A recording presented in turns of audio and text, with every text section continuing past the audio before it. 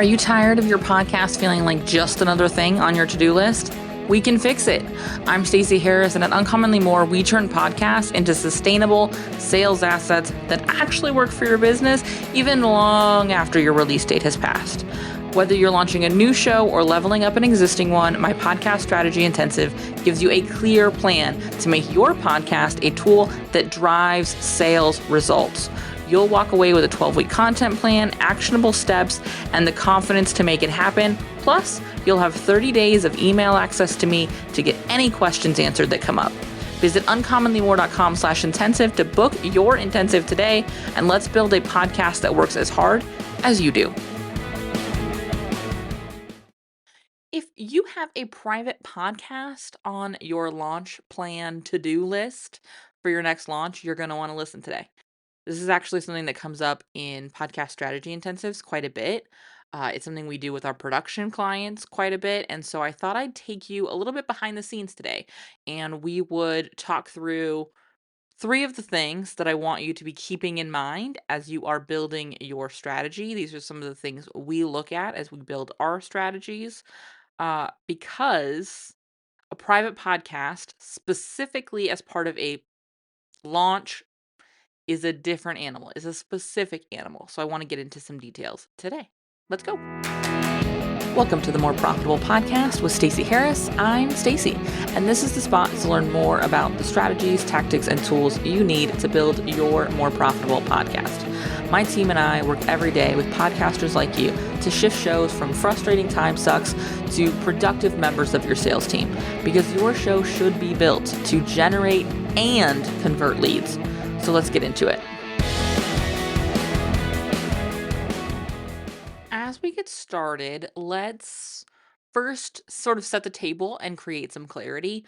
When I'm talking about private podcasts today, I am talking about them in the context of a launch cycle. So either pre-launch or as your active launch content. And this is private content, meaning they have raised their hand to receive it.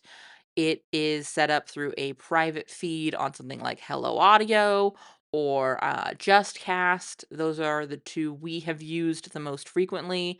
Before we jump in from a tech perspective, just because this is a question that comes up a lot, those are the 2 platforms I recommend. We actually had Lindsay Padilla on the show, who's one of the co-founders of Hello Audio. I will make sure that her and I's conversation is in the show notes. We talk about lots of different ways that course creators and coaches can be using a private podcast. So if you like this conversation, but you're like, I don't do launches, or I don't want to do this for my next launch, but I like the idea of a private podcast, that's a great next episode, because we do sort of talk, we dig into some ideas. The other episode worth listening to in addition to this one is the 3 ways to use your private podcast to grow your business. I will include it in the show notes as well, because again, it is really going to speak to some of the other ways you can use it. What we're talking about today is a very specific use case, and I wanted to give you that context up front, because some of the strategic decisions we're going to make, some of the strategic conversations we're going to have today are benefited by the understanding, the narrowing, the context of knowing the job of this particular container that we're building. Before we get into this, in the spirit of private podcasts, don't forget you can subscribe to my private podcast, the Podcast Newsroom. The Podcast Newsroom is not something we use as part of launch content. It is a great example of a sort of evergreen opt-in lead gen focused private podcast. What we do over there is twice a month, we release new episodes answering listener questions. So listeners submit questions over at uncommonlymore.com/AMA. I'd love to have one from you. And then I answer them on that private podcast. To subscribe to get your custom feed, head over to podcastnewsroom.com. That'll take you all through signing up, adding it to your player, and being ready to roll, so that you make sure that you get those episodes updated into your feed whenever they come out. Easy breezy. Cool. Podcastnewsroom.com is where you go for that. Now, let's shift gears and talk about your private podcast for your upcoming launch. I'm super stoked. Here's some things I want you to keep in mind. First and foremost, and this is when we have our strategy sessions, when we build these out, either with our production clients or inside of an intensive, one of the reminders I always, always, always give them is that this audience is warmer. So when we're thinking strategically about the content we want to put in this container, we need to keep that in mind. We need to be mindful that this is probably not the first they've ever heard of you. Even if they're a referral and they were sent to you via someone else, they likely looked at something else. They've checked out your Instagram, they've followed you on Threads, they've scrolled your LinkedIn page, they've skimmed your public content, they've reviewed your website. They're probably moving in the direction of interested in your offer. It's entirely possible that they know that what your offer is even. Like, this is a warmer audience. I'm not going to tell you that everyone who subscribes to your launch content private podcast is going to be just a buyer waiting to buy. No, there will be this will not convert 100%. Nothing does. But they are much warmer than what's happening on your public podcast. So, although not an apples to apples example, because again, my private podcast is not a launch asset, it is a sales asset. It is a sales tool, just like this show is. However, the people who listen to this show and the people who listen to the private podcast are not always in the same place when they start listening. I have people who find this show who have found episodes via Google. So one of the things we do, and it's one of the things I want to really make sure you're doing for this show and for our production clients, is we're making sure that our show notes on the website are SEO optimized to allow us to be there to answer the questions people are asking the internet. And so frequently I will have leads come in from an old podcast episode. That's often the only bit of content they've consumed from me, because they had a question, I answered their question, and they proceeded into either an application process, booking an intensive, or sometimes they're just reaching out via email and they want to know more about working with me because like they just liked the show. That is not going to happen with a private podcast. Because there is not that search discoverability, there's not the same level of, I don't know who you are or what you do, because they had to give us they had to be someplace and give us something to get here. And so be really aware that these leads are warmer. Now, that not only means we need to construct our content in a way that is speaking to people who are likely further down the funnel than somebody who's finding us via our public podcast, but also it means we need to be making calls to action at every point, meaning in each episode. This is a huge mistake I see people make with their private podcasts when they're using them as a launch tool. They'll have a 6-episode sort of container, and they won't make a peep about their offer until episode 6. And doing that is sort of similar to only having your call to action be like in an episode, be the pre-recorded generic outro at the end of your episode. It's sort of the same equivalency. It might work, but not as well as it could. It might do the job, but not efficiently. It might flag someone's attention, but not consistently. And so what I want you to be mindful of is that we need to have these exit ramps, I'm going to call them, these off ramps from the content into your container at every episode. Or if you want to put it another way, at every touch point.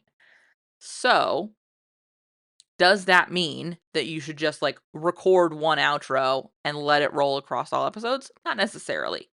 I think this is an opportunity for you to be strategic about, and this is one of the things we go through when we build these content plans out with our clients, to be strategic about understanding your clients and where they are in different parts of the journey. So for me, as an example, I often look at, I know a lot of my buyers, my clients, are high fact finder, meaning they want to know everything. They want all the details, and generally, mostly out of a desire to make sure that they're going to show up the way they need to show up to get results, which is one of the reasons I love my clients. I love the people that we work with at Uncommonly More because they're that way. That also often lengthens the sales cycle because they're not only looking for answers to questions, but they're checking in with themselves about whatever questions they haven't yet thought of,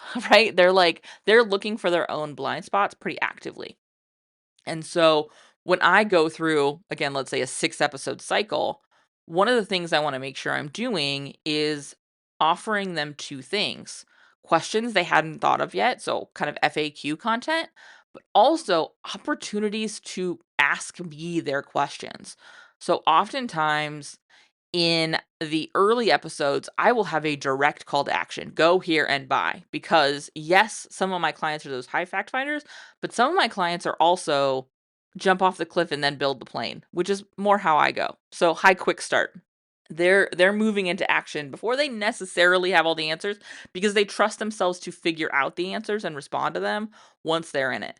And so I will have in those early episodes direct calls to go click to buy, go book whatever, like go do the thing, go purchase. But in those later episodes, in that like 3, 4, 5, I'm really looking at here's ways to get your questions answered. So maybe that's a group call where I'm answering questions, like a roundtable kind of thing, or maybe it is a bonus training or a sort of bonus Q&A call. Most of all, especially for me, it's a sales call. It's an invitation to get on the phone with me and see if it's a right fit for you, because I know that that works for my audience. So that's something I want you to be thinking out. Yes, they're warmer, but how do we need to frame those calls to action so that this is impactful for them? So that we're giving them the right call, the right action, depending on where they are and what their needs are in the course of this content. Moving into our second piece that I want to flag as a thing that comes up a lot, again, in intensives, when we build these out for our production clients, they don't need to know how to do it. I see often the strategic approach to this is, well, let me give them a preview of what's in the program. Let me give them a preview of what I'm going to teach them. And where I've actually seen this be most effective is as a what do they need to know before? And we talk a lot about this on this podcast when it comes to how-to content. This episode is a great example of how-to content that is pretty here's how we do what we do, because I'm building an asset that I'm going to be able to send to a client. And when we're talking about this, I'm going to be able to send this out or repurpose this into email sequences, email content. I'm going to have the opportunity to do a lot with this episode and have it live as a real resource for people who are going to do this work with me. So if I had somebody who reached out and said, "Hey, I'd love to do a private podcast. I'm thinking about doing it for my launch in July, whatever month. Uh, do you have any, is this something you work on? Is this something you talk about? Is this something you help people with?" I'd have the option to pull out this episode and say, "Yeah, in fact, in this episode, I talked about some of the things that we consider when we're building these strategies for clients. Here you go." And it's not going to tell you how to do everything. There's a lot we're not talking about today.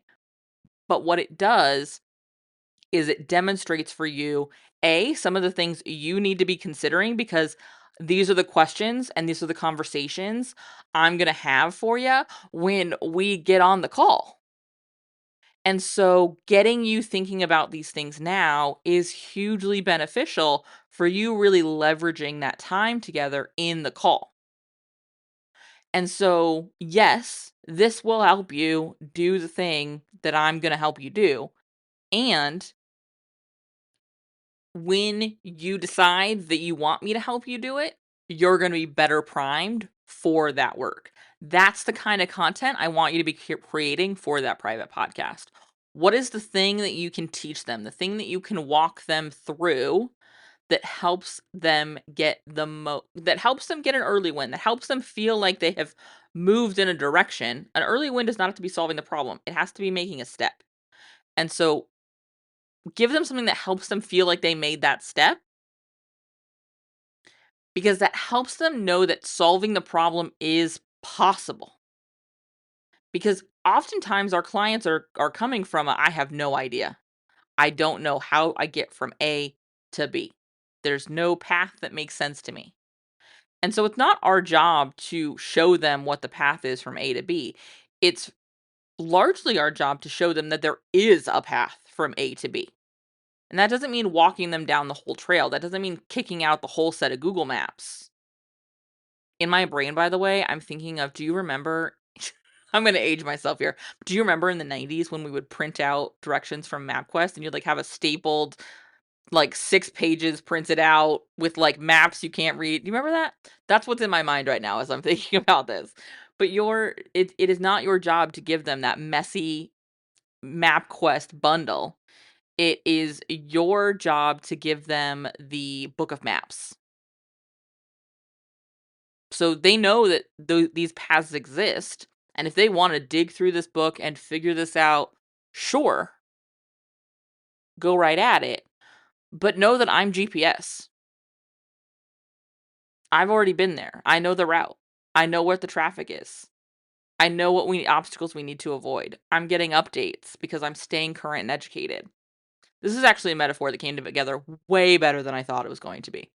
And so I want you to be structuring your content in a similar way. Give them what they need to understand that there is a path forward, and give them that first step. Give them the opportunity to be like, oh, okay, I understand that this is a real path and I'm not going to end up lost on the side of the road. The third piece I want to wrap us up with here is something we've touched on in these first 2 points. But if you're somebody who right now is actively avoiding sales calls, this last piece is going to be hard. And that's why I wanted to talk about it today. Again, we've talked a little bit about this, but this is about giving them the answers to the questions they have before they purchase. If you don't know what those questions are, it is your job to start interviewing your clients. It is your job to start hopping into sales calls again. If you're somebody who doesn't do sales calls right now, it is your purpose, your primary function, your whole job to learn that. Because this piece, not being able to, when I ask you what are the questions they have before they buy from you, your inability to answer that question is going to make it harder for us to build the strategy. You've got to know what their questions are before they buy. And again, maybe this is a program you've never launched before. Maybe this is a program you've never delivered before. And so you're not totally sure. You don't have clients who have been through it. I'm guessing you do have some clients. So look at the clients who have worked with you in other programs and other ways and ask them, where were you before we started working together? What were you looking for? How did you language the problem you were trying to solve? What about my solution helped you know that change was possible? Be asking those kind of questions. And if you're somebody who's got sales calls on your calendar, whether for this offer or other offers, start looking at those, thinking about the questions they're asking. This is one of the reasons I love using Fathom. It is an AI note taker that sits in on all of my calls, and I get a full transcript. And I love this because one of the things I do, this is gonna sound nerdy, but one of the things I do, if not quarterly, twice a year, is go through and review those calls. This is one of my favorite ways to use AI, to be honest with you, because I will go in and I will take transcripts from the calls and I will export them into a PDF doc and I will upload maybe 3 of those or 6, and I'll have ChatGPT summarize and give me the recurring questions or the recurring themes. And that's often how I build my content plan. And it's certainly what I'm doing when I'm looking at like sales page copy. And that is more than once how we have fleshed out the specifics in what client education we needed to do in a pre-launch private podcast, because it was the second time they were running the program. They had the sales calls and the group calls from the beta round. We collected all of that information. We went through all that information. We reviewed those transcripts. We leveraged AI to summarize some things for us. And then we used that as a jumping off point for digging into those conversations more deeply, for listening to those clips from each show, so that we could then build out content that answered those questions. And what I love about this is it's not just now about asking questions before somebody even realizes they need to ask them, but it also helped build so much of that launch content, not just the podcast content, but the email sequences, and having a tool that this client could send people when they hopped into their DMs, because a primary way that this particular client sells is through DMs. They're having conversations in DMs on Instagram. And so we started building assets that they could just send people with their FAQs, with their frequently asked questions. And so now they have saved in their responses, and they're really easily sending these assets and moving people through their funnel more quickly. That's what happens when you really understand the questions they have before the purchase. And again, if that's something you don't currently know, then that's your work. That's where I want you to be spending some time over the next couple of weeks, is pulling together this data so that when you and I sit down and we build out your private podcast strategy as a part of your launch content plan, which is something we do in a podcast strategy intensive, we're ready to go. We have those answers, and we can start looking at prioritizing them. We can start looking at how we can start pulling themes of those questions together, and we can really build something that speaks to exactly where they are as they move through that content. I do have some space this quarter to sit down and do these kind of intensives with you. For these private podcast ones, I highly recommend looking at the new podcaster option, because that's what we're going to be doing, is we're going to be putting together a show that doesn't currently exist. If you are somebody who wants to leverage this kind of strategy alongside the content plan for your current podcast, make sure you're choosing the existing podcast option. You will see both options over at uncommonlymore.com. If you do have an existing public podcast, I would really recommend you choose that existing option, and we look at not just the content plan for the private podcast, but how we're feeding people and driving people to that private podcast via your public podcast. That's going to be a big piece. When we do this with our production clients, we're always looking at that private podcast content alongside the public one, so that we're making sure we're integrating those, that we make sure we are reaffirming things where we need to reaffirm things, and also giving a really nice clean path from public podcast to private podcast and moving them down that funnel. Cool? I'm excited. I can't wait to sit down with you. uncommonlymore.com/intensive is the place to go to get yours booked. I cannot wait. I will see you right back here next week. Thanks so much for listening to the show. Remember that content consumption does not make changes. So commit to doing something from today's episode. Maybe it's taking action on what we talked about. Maybe it's reaching out to me and learning more about podcast strategy intensives, or what podcast production looks like with our team. All of that is over at uncommonlymore.com. And if you haven't yet signed up for the podcast newsroom, I want to remind you that is a great next step. If you're not really sure what comes next, hang out over there. Get those exclusive private episodes. That's over at podcastnewsroom.com. And the last favor I will ask, because social proof is endlessly important for sure, is to leave a rating or review for the show. If you go to ratethispodcast.com/more, that's the easiest way to do it. But I would love to hear what you thought of the show, what you think of the show, and if the show has been helpful for you. I can't wait to chat with you. So this is just the start of the conversation. Reach out so we can keep it going. Talk soon.